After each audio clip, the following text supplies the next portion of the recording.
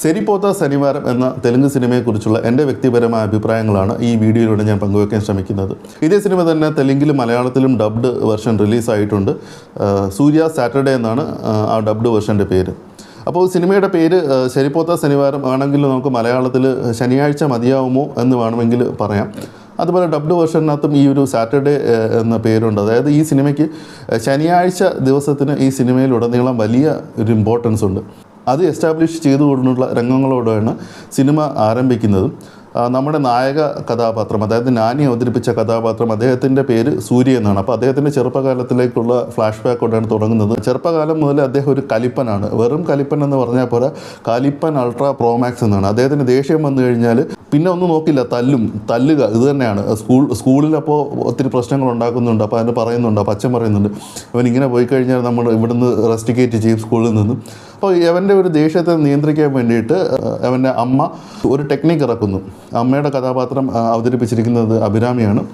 അതിനുശേഷം കുറച്ച് സെൻറ്റിമെൻറ്റ്സും കുറച്ച് കാര്യങ്ങളിലൂടെയൊക്കെയാണ് കടന്നു പോകുന്നത്. അതിനുശേഷം നായകൻ ഒരു ദിവസം ഫിക്സ് ചെയ്യുന്നു. അപ്പോൾ ആ ഫിക്സ് ചെയ്ത ദിവസം നോക്കി ആൾക്കാർ അടിക്കുന്നു. ഇത് ഈ ഒരു ശീലം ചൊട്ടയിലെ ശീലം ചുടല വരെ എന്ന് പറയുന്ന പോലെ ആ ചെറുപ്പം മുതലുള്ള ശീലം ഇത് വളർന്ന് വലുതായി ഒരു ഉദ്യോഗസ്ഥനായിട്ടും അദ്ദേഹം ഈ ഒരു ശീലം തുടർന്ന് പോരുന്നുണ്ട്. പിന്നെ ഇദ്ദേഹം പലപ്പോഴും ഇതൊക്കെ ചെയ്യുന്നത് താനുമായി ബന്ധപ്പെട്ട കാര്യങ്ങൾക്ക് വേണ്ടിയല്ല, ഒരു സ്വയം സഹായനിധി എന്നൊക്കെ പറയുന്നത് പോലെ പുള്ളി ഇങ്ങനെ നടന്നു പോകുന്നു. ഇപ്പം എന്തെങ്കിലുമൊക്കെ ചുറ്റും അനീതി കണ്ടു കഴിഞ്ഞാൽ പുള്ളി ഇങ്ങനെ നോട്ട് ചെയ്ത് വയ്ക്കും. നോട്ട് ചെയ്തിട്ട് വീട്ടിൽ വരും. വീട്ടിൽ വന്ന് ഡയറിയിൽ എഴുതി വയ്ക്കും. കാരണം തല്ലുണ്ടാക്കേണ്ട ദിവസം ഇതിന് വേണ്ടിയിട്ട് കാത്തിരിക്കും. ആ ദിവസം ഡയറി തുറന്ന് നോക്കും, ഈ പേരുകളൊക്കെ നോക്കും, ഏതൊക്കെ പേരുകൾക്കാണ്. അപ്പോഴും ദേഷ്യമുണ്ടോ എന്ന് പുള്ളി ആലോചിക്കും. ദേഷ്യം ഉണ്ടെങ്കിൽ പോയി അടിക്കും, അടി ഉറപ്പാണ്. പക്ഷേ ഇത്രയൊക്കെ പ്രശ്നങ്ങളുണ്ടാക്കി ഇത്രയൊക്കെ അടിയുണ്ടാക്കിയിട്ടും അദ്ദേഹത്തിന് മേലെ ഒരു കേസുമില്ല. ഈ ഒരു സിനിമ കാണാൻ ഉദ്ദേശിക്കുന്ന വ്യക്തിയാണെങ്കിൽ സിനിമ കാണുന്നതിന് മുമ്പ് നിങ്ങളുടെ ഒരു മൈൻഡ് സെറ്റ് ക്ലിയറാക്കി വെച്ചിരിക്കണം. അതായത് ഇതൊരു പാരലൽ വേൾഡിൽ നടക്കുന്നൊരു കഥയാണ്. അതായത് ഈ വേൾഡിൽ CCTV എന്ന് പറയുന്ന സാധനമില്ല. അവിടെ പോലീസുണ്ട്, പക്ഷേ പോലീസിൻ്റെ ഡ്യൂട്ടി എന്താണെന്ന് പോലീസിന് അറിയില്ല. ഇങ്ങനത്തെ രീതിയിലുള്ള ഒരു പാരലൽ ഒരു യൂണിവേഴ്സിലാണ് ഈ ഒരു കഥ നടക്കുന്നത്.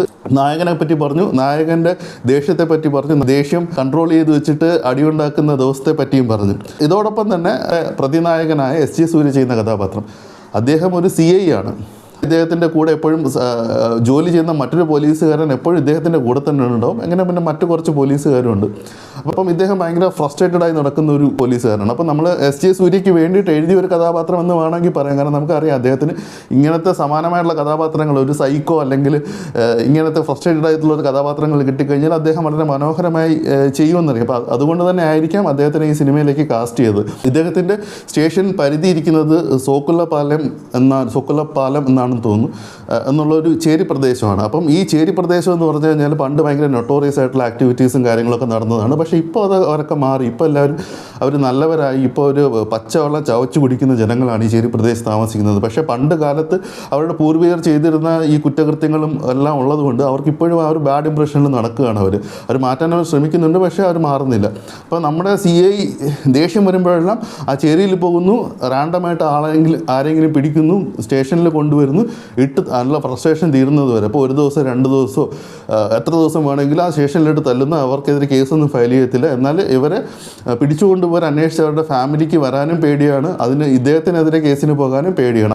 അപ്പോൾ ഇങ്ങനത്തെ കുറച്ച് കാര്യങ്ങളിലൂടെയൊക്കെയാണ് അപ്പോൾ SJ സൂര്യ എന്നൊരു കഥാപാത്രം പോകുന്നത്. അപ്പം നമ്മുടെ കലിപ്പൻ അൾട്രാ പ്രോമാക്സ് ആയ നായകനും നമ്മുടെ ഫ്രസ്ട്രേഷൻ കൊണ്ട് ഇങ്ങനെ ആൾക്കാരെ തല്ലാൻ വേണ്ടിയും അദ്ദേഹത്തിൻ്റെ ആങ്കർ അൺലീഷ് ചെയ്യാൻ വേണ്ടി എന്ത് പ്രവൃത്തിയും കാണിക്കുന്ന പ്രതിനായകനും ഇവർ തമ്മിൽ കൂട്ടിമുട്ടുമ്പോൾ എന്ത് സംഭവിക്കും എന്നതാണ് ഈ ഒരു സിനിമ പിന്നീട് ഒരു ഇൻ്റർവെല്ലിന് ശേഷം പറഞ്ഞു പോകുന്നത്. അതായത് അതിനുശേഷം ഭയങ്കര ഇവർ തമ്മിലുള്ള ഒരു ഫേസ് ഓഫ് നടത്തുന്നു. നായകൻ ഒരു ഗെയിം കളിക്കുന്നു. അപ്പോൾ അതിൽ പ്രതിനായകന് മനസ്സിലാവുന്നില്ല കാര്യങ്ങൾ. അപ്പോൾ ഇതിൽ കുറേ കാര്യങ്ങൾ ഇങ്ങനെ കടന്നു പോയിട്ട് ഒരു ക്ലൈമാക്സിലെത്തുന്നു. ശുഭം. സിനിമയിൽ ദഹിക്കാത്ത കുറച്ച് കാര്യങ്ങൾ ഞാൻ പറയാം. ഞാൻ എടുത്തു പറഞ്ഞു ഇതൊരു പാരലൽ വേൾഡിലാണ് നടക്കുന്നത്. എന്നിരുന്നാൽ കൂടെ ചില കാര്യങ്ങൾ, അതായത് CCTV എന്നൊരു സംഭവം ഇല്ല. അതായത് സിനിമ നടക്കുന്നത് 100 വർഷം മുമ്പ് 50 വർഷം മുമ്പ് ഒന്നുമല്ല. ഈ പ്രസൻറ്റ് സിനാരിയോയിൽ കൂടെ തന്നെയാണ് ഈ സിനിമ നടക്കുന്നത്. പക്ഷേ യാതൊന്നിനും ഒരു തെളിവുകളും ഒരിടത്തും കിട്ടുന്നില്ല. ഈ സിനിമ നടക്കുന്ന സ്ഥലം എവിടെയാണെന്ന് പറയുന്നില്ലെങ്കിലും ഈ വരുന്ന പോലീസ് ഉദ്യോഗസ്ഥരുടെ എല്ലാം യൂണിഫോമിൽ അത് എഴുതിയിരിക്കുന്നത് ഹൈദരാബാദ് സിറ്റി പോലീസ് എന്നാണ്. ഇതൊരു സാങ്കല്പിക നഗരത്തിലാണ് നടക്കുന്നതെങ്കിൽ നമുക്ക് മനസ്സിലാക്കാം, ഓക്കെ. പക്ഷേ നമ്മളിപ്പോൾ ഇന്ത്യയിലെ തന്നെ ഒരു നഗരത്തിനെ കുറിച്ച് അവിടുത്തെ ഒരു പോലീസിൻ്റെ യൂണിഫോം ഇട്ട് കാണിക്കുമ്പോഴേക്കും നമുക്ക് തീർച്ചയായിട്ടും മനസ്സിൽ വരുന്ന കുറച്ച് കാര്യങ്ങളല്ലേ, ഒരു നെഗറ്റീവ് ഇമ്പ്രഷനായിട്ട് വരുന്ന കുറച്ച് കാര്യങ്ങൾ ഉണ്ടാവില്ലേ. അപ്പോൾ എനിക്ക് തോന്നിയത് ഇപ്പോൾ സിനിമയിൽ മദ്യപാനവും അല്ലെങ്കിൽ പുകവലി സീനുകളൊക്കെ വരുമ്പോഴത്തേക്കും ഒരു ഡിസ്ക്ലൈമർ എഴുതി കാണിക്കാറുണ്ട്, ഇത് ആരോഗ്യത്തിന് ഹാനികരമാണ് എന്നുള്ളത്.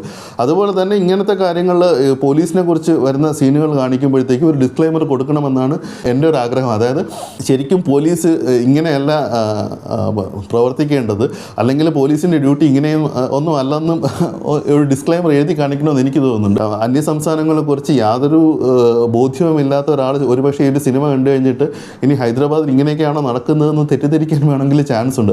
പിന്നെ ഈ സിനിമ കണ്ടുകൊണ്ടിരിക്കുമ്പോൾ നിങ്ങൾക്ക് മറ്റ് പല സിനിമകളിലെ പല രംഗങ്ങളും ഓർമ്മ വരാൻ ചാൻസ് ഉണ്ട്. അങ്ങനെ എനിക്ക് തോന്നിയ 2 സിനിമകൾ, ഒന്ന് രാജമൗലി സംവിധാനം ചെയ്ത മര്യാദ രാമൻ എന്ന സിനിമയാണ്. അപ്പോൾ അത് മലയാളത്തിലുണ്ട്, മര്യാദ രാമൻ എന്ന പേരിൽ ദിലീപ് അഭിനയിച്ച. അപ്പോൾ ആ ഒരു സിനിമയിൽ ഒരു റൂളുണ്ട്, അതായത് ഇവർ വീടിനകത്ത് വെച്ചിട്ട് ഇദ്ദേഹത്തിനെ ഒന്നും ചെയ്യില്ല. അതുപോലെ എനിക്ക് തോന്നിയത് നമ്മുടെ ഈ സിനിമയിൽ നായകൻ റൂൾ വെച്ചിട്ട് ആൾക്കാരെ തല്ലാൻ പോകുന്നൊരു കാര്യം, അപ്പം റൂൾ ഫോളോ ചെയ്യുന്നൊരു വ്യക്തിയാണ്. അതുപോലെ രാജമൗലി തന്നെ സംവിധാനം ചെയ്ത വിക്രം അർക്കുഡു, പിന്നെ വിജയ് അഭിനയിച്ചിട്ടുള്ള വേട്ടക്കാരൻ എന്ന സിനിമ, ഈ സിനിമയിലും അത് ഒരു കൂട്ടം ആൾക്കാർക്ക് ചിലർക്കെതിരെ പ്രതികരിക്കാൻ പേടിയാണ്, മറ്റുള്ളവർക്ക് പേടിച്ച് കഴിയുന്ന ഒരു അരക്ഷിതാവസ്ഥയിൽ കഴിയുന്ന ഒരു സമൂഹം, അവരെ ഉത്തേജിപ്പിച്ച് അവർക്ക് കറേജ് കൊടുത്ത് നിങ്ങൾ പ്രതികരിക്കണം എന്നൊക്കെ പറയുന്ന ഒരു രീതി, ഈ ഒരു കാര്യം ഈ ഒരു സിനിമയിൽ ഉണ്ട്. സമാനമായ രംഗങ്ങൾ പല സിനിമകളിലും അങ്ങോട്ടും ഇങ്ങോട്ടും വന്നേക്കാം, പക്ഷേ അത് എടുത്തിരിക്കുന്ന രീതി, അതേ ഡയലോഗുകൾ വരുമ്പോഴത്തേക്കും പെട്ടെന്ന് നമുക്കൊന്ന് കണക്റ്റായി പോകും. അത് മാത്രമേ ഞാൻ പറയാൻ ഉദ്ദേശിച്ചുള്ളൂ. പിന്നെ ഈ സിനിമയിൽ എനിക്ക് ഇഷ്ടപ്പെട്ട കുറച്ച് കാര്യങ്ങളുണ്ട്. നമ്മൾ വീണ്ടും രാജമൗലിയുടെ പേര് പറയേണ്ടി വരും. അദ്ദേഹം സംവിധാനം ചെയ്ത ഈഗ എന്ന സിനിമ, നാനി തന്നെ അഭിനയിച്ച ആ സിനിമയുടെ ഒരു റെഫറൻസ് ഈ സിനിമയിൽ വരുന്നുണ്ട്. അത് ചുമ്മാ പറഞ്ഞു പോകുന്നതല്ല, അത് നല്ല രീതിയിൽ അവർ സീൻ എക്സിക്യൂട്ട് ചെയ്തിട്ടുണ്ട്. അതായത് നമുക്കിപ്പം ഫോർത്ത് വാൾ ബ്രേക്കിംഗ് എന്നൊക്കെ പറയും എന്നുള്ള രീതിയിലുള്ള ഒരു സീനാണ്. നായക കഥാപാത്രം ഇദ്ദേഹം റിയൽ ലൈഫിൽ ഉപയോഗിക്കുന്ന പേര് എടുത്ത് പറയുന്ന ഒരു സീന്. പിന്നെ അതുപോലെ തന്നെ ആ സിനിമയിൽ കൂടെ അഭിനയിച്ച മറ്റ് അഭിനേതാക്കൾ, അതായത് കിച്ച സുദീപും സമന്തയൊക്കെ പറഞ്ഞ ആ ഒരു കാര്യം അങ്ങനെ നല്ല രീതിയിൽ എക്സിക്യൂട്ട് ചെയ്തിട്ടുണ്ട്. പിന്നെ ഇതിൽ ഫൈറ്റ് സീക്വൻസുകൾ എനിക്ക് ഭയങ്കര റിപ്പീറ്റേഷനായിട്ടൊന്നും തോന്നിയില്ല. കാരണം കുറച്ചൊക്കെ പുതുമ അവർ കൊണ്ടുവന്നിട്ടുണ്ട്. അതിലെനിക്ക് എടുത്ത് പറയേണ്ടത് നാനിയുടെ വീട്ടിൽ വെച്ചിട്ടൊരു ഫൈറ്റ് സീക്വൻസ് ഉണ്ട്. അതിൽ ചിത്രീകരിച്ചിരിക്കുന്ന രീതി, അതായത് ക്യാമറ അന്തരീക്ഷത്തിൽ കൂടെ പറന്നുപോയി ഇത് ചിത്രീകരിച്ച പോലത്തെ ഒരു ഫീലിംഗ് എനിക്കുണ്ടായി. അത് നല്ല രീതിയിൽ എനിക്ക് ഇഷ്ടപ്പെട്ടു. പിന്നെ നമ്മൾ എന്തൊക്കെ പറഞ്ഞു കഴിഞ്ഞാൽ ബിഗ് ബഡ്ജറ്റ് തെലുങ്ക് സിനിമകളിൽ ഒരു മേക്കിംഗ് ക്വാളിറ്റി ഉണ്ടാകും, അത് ഈ സിനിമയിൽ ഉടനീളം കാണാൻ കഴിഞ്ഞു. പിന്നെ എസ് ജെ സൂര്യ എന്ന നടന് വേണ്ടി എഴുതിയ പോലത്തെ കുറച്ച് ഡയലോഗുകളും പിന്നെ അദ്ദേഹം ആ ഡയലോഗുകൾക്ക് കൊടുക്കുന്ന ഒരു എക്സ്പ്രഷൻസ്, അത് വളരെ നല്ല രീതിയിൽ കുറേ ഭാഗങ്ങളിൽ ഈ സിനിമയിൽ വന്നിട്ടുണ്ട്. പിന്നെ ഈ സിനിമയുടെ മ്യൂസിക് ഡിപ്പാർട്ട്മെൻറ്റ് കൈകാര്യം ചെയ്തിരിക്കുന്നത് ജെയ്ക്സ് ബിജോയാണ്. അപ്പോൾ അദ്ദേഹത്തിൻ്റെ വർക്കുകളെക്കുറിച്ച് നമുക്ക് എടുത്തു പറയേണ്ട കാര്യമില്ല. തീർച്ചയായിട്ടും പല സീനുകളും അദ്ദേഹം തന്നെ BGMയിലൂടെ എലവേറ്റ് ചെയ്ത് കൊണ്ടുപോകുന്നുണ്ട്. ഇനി അവസാനമായിട്ട് എനിക്ക് പറയാനുള്ളത്, പലരും ഈ സിനിമയെക്കുറിച്ച് പറയുന്നത് തെലുങ്ക് സിനിമയാണ്, അതുകൊണ്ട് ലോജിക്ക് നിൽക്കാൻ പാടില്ല എന്നാണ്. പക്ഷേ ഈ ഒരു റൂള് മറ്റ് പല താരങ്ങളുടെ സിനിമകൾക്കും ആപ്ലിക്കബിൾ അല്ല എന്നുള്ളത് ഒരു വസ്തുതയാണ്. നാനി എന്ന നടനെ പൊതുവെ മലയാള സിനിമാ പ്രേമികൾക്ക് ഇഷ്ടമാണ്, അതുപോലെ തന്നെ എസ് ജെ സൂര്യയും. അപ്പോൾ ഇവർ അഭിനയിച്ച സിനിമ ആയതുകൊണ്ട് ആ സിനിമയിൽ ലോജിക്ക് നോക്കാൻ പാടില്ല, ആ സിനിമയെ കുറ്റം പറയാൻ പാടില്ല എന്നുള്ള റൂള് പലരും പറയുന്നതായിട്ട് തോന്നി. പക്ഷേ എനിക്ക് അതിനോട് യാതൊരു തരത്തിലുള്ള യോജിപ്പില്ല.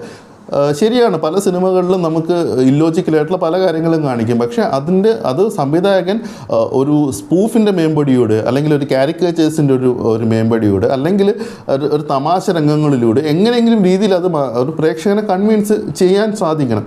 എന്ന് കഴിഞ്ഞാൽ മാത്രമേ നമ്മൾ ആ ഒരു രീതിയിൽ എൻജോയ് ചെയ്യാൻ പറ്റുള്ളൂ സിനിമകൾ. ഇപ്പോൾ ഉദാഹരണം പറഞ്ഞു കഴിഞ്ഞാൽ അല്ലു അർജുൻ അഭിനയിച്ച റേസ് ഗുരം എന്നൊരു സിനിമയുണ്ട്. അപ്പോൾ ആ ഒരു സിനിമയിൽ തുടക്കം മുതൽ ഒരു പർട്ടിക്കുലർ പോയിന്റ് വരെ നമുക്ക് ഒരു സീരിയസ് മോഡിലാണ് സിനിമ കടന്നു പോകുന്നത്.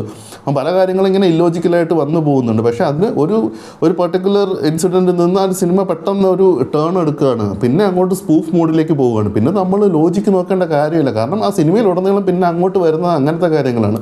അതുപോലെ തമാശ രംഗങ്ങളിലൂടെയോ അല്ലെങ്കിൽ എന്തെങ്കിലും തരത്തിലുള്ള ഡിസ്ക്ലെയിമർ വെച്ചിട്ടോ ഇങ്ങനെ കാണിക്കുമ്പോഴത്തേക്കുമാണ് നമുക്കത് പരമാവധി അത് കണക്റ്റ് ആവുന്നതും. എന്നാൽ ശരി, പിന്നെ ഇതിൽ ലോജിക്ക് നോക്കേണ്ട കാര്യമില്ല എന്നൊക്കെ വിചാരിച്ചിട്ട് നമ്മൾ ആ ഒരു സിനിമ എൻജോയ് ചെയ്യുന്നത്. എന്തെങ്കിലും രീതിയിൽ പ്രേക്ഷകനെ കൺവിൻസ് ചെയ്യിക്കാനുള്ള ഒരു എലമെൻറ്റ്സ് സിനിമയിൽ ഉടനീളം സംവിധായകൻ ഇട്ട് തന്നെ, എന്നാൽ മാത്രമേ പ്രേക്ഷകന് അങ്ങനെ എടുക്കാൻ സാധിക്കുകയുള്ളൂ. അല്ലാതെ തെലുങ്ക് സിനിമ ആയതുകൊണ്ട് ഇതിനകത്ത് ലോജിക്ക് നോക്കാൻ പാടില്ല, അല്ലെങ്കിൽ നമ്മുടെയൊക്കെ ഇഷ്ട നടൻ അഭിനയിച്ചത് കൊണ്ട് നമ്മൾ ലോജിക്ക് നോക്കാൻ പാടില്ല എന്നുള്ളൊരു വാദത്തിനോട് എനിക്ക് തീർച്ചയായിട്ടും വിയോജിപ്പുണ്ട്. അപ്പോൾ ഇത്രയൊക്കെ ആയിരുന്നു ഈ ഒരു സിനിമയെക്കുറിച്ച് എനിക്ക് പറയാനുണ്ടായിരുന്നത്. എതിരഭിപ്രായം ഉള്ളവർക്ക് തീർച്ചയായിട്ടും അത് കമൻറ്റുകളിലൂടെ അത് രേഖപ്പെടുത്താം. നന്ദി.